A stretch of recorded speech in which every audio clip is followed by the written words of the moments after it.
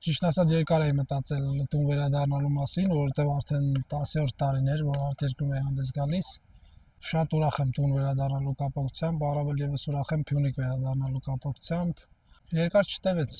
ուղղակի զգացի, որ տուն վերադառնալու ժամանակն է։ Դեժավյու էր երևի, որ պարապում էի Փյունիկի մարզադպրոցում, հիշեցի հին օրերը, նենց ստացվեց, որ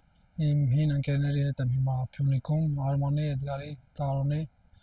Մեծ հիշողություններ կան այդ մարզադպրոցի ու Փյունիկի հետ կապված։ Ինձ թվում է բարձրացել է մակարդակառաջության, որտեվ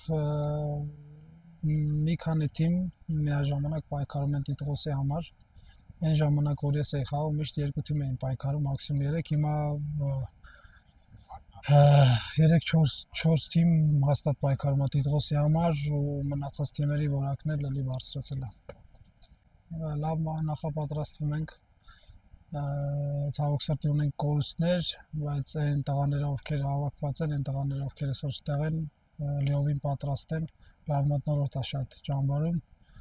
ու ամեն ինչ հուսով ենք լավ լինելու, միայն հաղթանակ ենք գնալու։ Շատ ուրախ եմ, որ 90-րդ հանդիպումն եմ անցկացնում, նպարտ եմ, որ 90 անգամ կրել եմ իմ ազգային հավաքականի մարզաչափիկը ու շատ մեծ նշանակություն ունի, որ 90-րդ հանդիպումը